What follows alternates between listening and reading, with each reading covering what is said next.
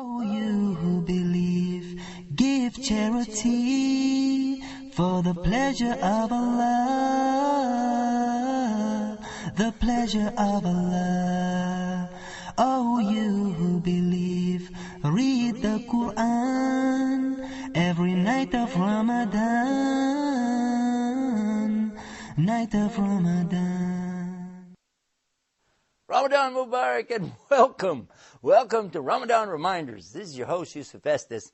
For the next few minutes, we're going to be talking about something really key and important to us as Muslims, and that's the Quran itself. You know that this is the month that the Quran was sent down in so many centuries ago? Yeah, it was sent down in Shahr Ramadan. It means the month, Shahr is month, Ramadan is the month of the Quran coming down. It's the month of fasting. It's the month when the Muslims have a chance to go back, get closer to Allah, and inshallah, this is what we're going to be talking about in this episode of Ramadan Reminders. As we approach the middle part of the month, one of the things that happens, we start to realize how quickly the time is going by. And we go outside and we look up at the moon and we say, "Oh, what's happening?" I can tell by the fullness of the moon it's getting close even to the center part of the month. And you know what? I haven't done near the things I wanted to do. I had planned to work on the Quran. I was going to sit in some halaqas, circles of learning, and I had thought about learning some new dhikr. I wanted to memorize some hadith. There were some good deeds I wanted to do. Certainly I need to do a lot of acts of charity, that's for sure. But what's happening to my time? The time goes so quickly, Have you ever sat in the doctor's office and waited and waited and waited, and you said, this is taking so long? In one of our programs, we discussed that, that the time just seems like it drags. Well, a good thing for us to do in that case would be to make dhikr to Allah. We remember Allah, we'd say, Subhanallah, Alhamdulillah, La ilaha illallah, Allahu Akbar. By the way, this is a good thing to say anytime, but how about when I'm waiting at the stoplight? How about when I'm waiting for an appointment? How come, that I can find so many things to do with my time, but when it comes to this subject of using the time for dhikr of Allah, I forget that this is the most valuable thing that I can do with my time. There are a number of things that we should be concerned about, that we should think in terms of, for instance, time, what I should do with it. Right now, I've got some time. I need to use it. Now, you're watching television right this minute. Therefore, I know that you don't have a serious commitment, or you wouldn't be sitting there watching it. So even while you're watching this program, you could be making some dhikr. Be thinking, Allahu Akbar, Allahu Akbar, Allahu Akbar.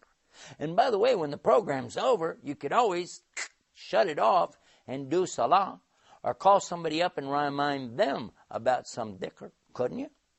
And if you're watching this on the internet, you know what? The internet is a good tool for a lot of things. But still, there's that temptation to go do this other little thing, this other little. You say, well, it's not really haram to do this or that. But at the same time, how about the time that you're using? How could you better use that time? What could I be doing right now that would be better for me than just sitting around, surfing the internet, flicking the channels through the TV? Isn't there something more important that I was supposed to be doing? Let me think. Adhkar Allah, remembering Allah. By the way, I ran across something interesting.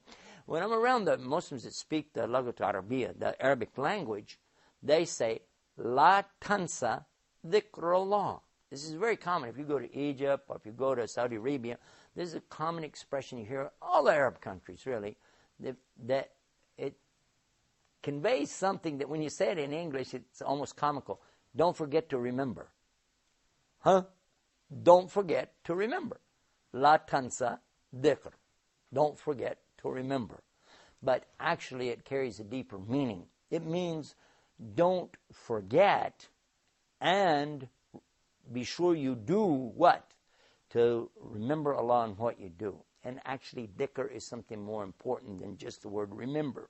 So let's use our time as much as we can in thinking about Allah. recalling, for instance, that it's only Allah who created the heavens and earth, and He's the one who gives life and He gives death. He's the one that created the whole universe in 6 days and then rose above His throne. As we're reading through the Quran in this day, on this particular day, the 12th day of Ramadan, and you read the 12th juz of the Quran, you'll find that these expressions are right there in front of you. Allah is talking about that. He's telling you He's the one that you're supposed to be giving all of your worship or ibadah to. He's the one and the only one who is due this great honor, this great respect. And when you think about it, we should be reminding each other too, because the more in Ramadan that we remind others, the more reward that we'll get for ourselves. Suppose I pick up the phone right now and I said to somebody, you know what? I heard a hadith today about taking care of 5 before 5. Okay? The 5 things that I should do before it's too late. Now, suppose you called somebody up and told them about it, and then they called somebody and told them about it. Maybe somebody else at work will tell somebody else.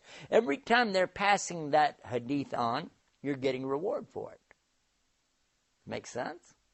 Isn't that worth a whole lot more than finding out what the celebrities are doing today, who is getting divorced and who is having a baby, and what the sports players are doing and what was the high score of so-and-so?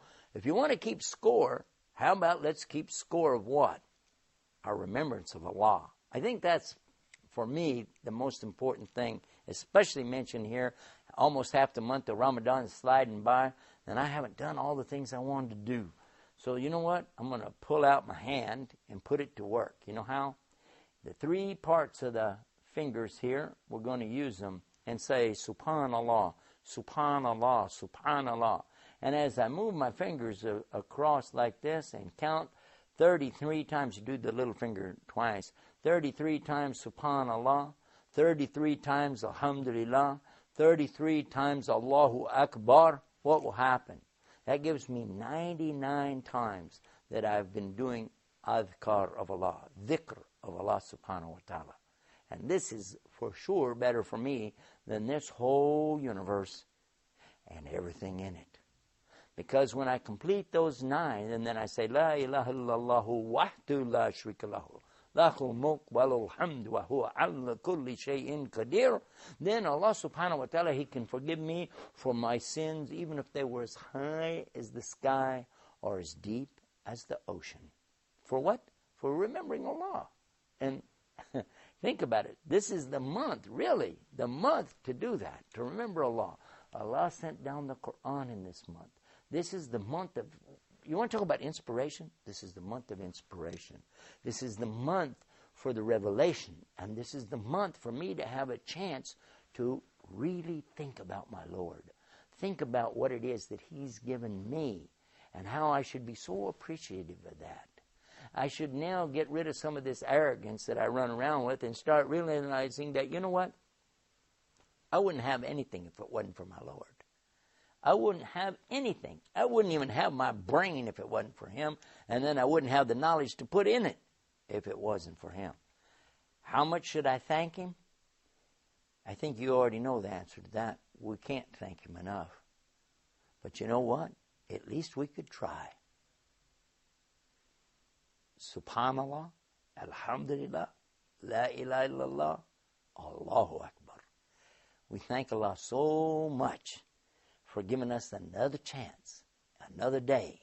And before this day goes by, I want to remind myself with my Ramadan reminders. Be sure to go to the website, RamadanReminders.com. Peace. Assalamu alaikum. Oh, you who believe, give charity for the pleasure of Allah, the pleasure of Allah. Oh, you who believe, read the Quran every night of Ramadan, night of Ramadan.